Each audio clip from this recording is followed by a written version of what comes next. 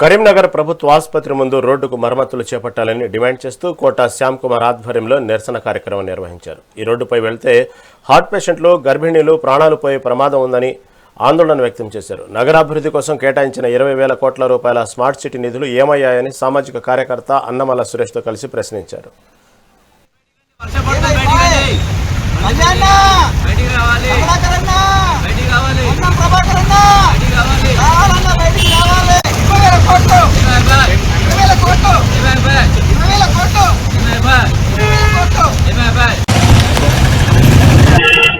కుమార్ ఇప్పుడు మనం ప్రస్తుతం మన గవర్నమెంట్ సివిల్ హాస్పిటల్ నుంచి మంచిర్యాల చౌరస్తా నుంచి సారన్ మధ్య గ్రేవేడ్ పోయేంత రోడ్ మొత్తం కుప్పకుపోయింది.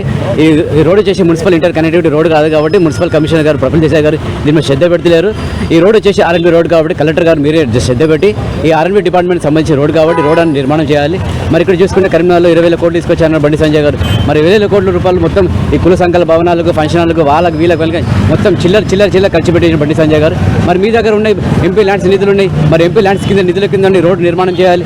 మరి ప్రస్తుతం ఉన్న ఎమ్మెల్యే గారు గతంలో మినిస్టర్గా ఉన్నారు. గతంలో మినిస్టర్గా ఉన్నప్పుడు వాళ్ళ ఇంటికి కేటీఆర్ వస్తే రోడ్డు మీద డాంబర్ రోడ్ వేయించుకున్నారు. మరి గంగుల కమలాకర్కి ఒక పబ్లిక్ రిప్రజెంటేటివ్ ప్రజలదైతే ఎన్నుకున్నారు. గంగుల కమలాకర్ తనకి ఏమంటుండు, మా దగ్గర ప్రభుత్వం లేదు. అరే మీరు ఎన్నుకునేప్పుడు మీరు ఒక రిప్రజెంటేటివ్ పర్సన్, ప్రజలు మీరు ఎన్నుకున్నారు కాబట్టి గంగుల కమలాకర్ మీరు డ్యామ్లో నీళ్ళు వేసి ఫుట్బాల్ ఆడోడు కాదు, మీరు సివిల్ హాస్పిటల్ రోడ్ అండి. ఇక్కడ నుంచి మీ 10 అడుగులు వేస్తే మీ ఇల్లు ఉన్నది, మీరు వచ్చి రోడ్డు మీద ఫుట్బాల్ ఆడరు. చౌరస్తా నుంచి రాజా థియేటర్ రోడ్ ఇది అధ్వానంగా అంటే అధ్వానంగా ఉంది.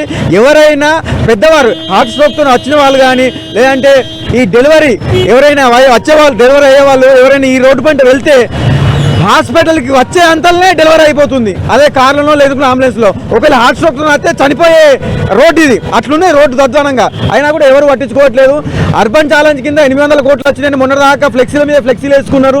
తర్వాత బండి సంజయ్ గారు కూడా 20,000 కోట్లు మన స్మార్ట్ సిటీ కింద శాంక్షన్ అయిన 20,000 కోట్లు అభివృద్ధి జరిగిందని. ఎక్కడ ఉంది అభివృద్ధి అని మేము ప్రశ్నిస్తున్నాము. దయచేసి మేము కలెక్టర్ గారికి రిక్వెస్ట్ చేస్తున్నాము. మాకు రాజకీయ నాయకుల మీద నమ్మకం లేదు మేడం. దయచేసి అధికారులు మీరే ముందుకు రావాలి. కుమార్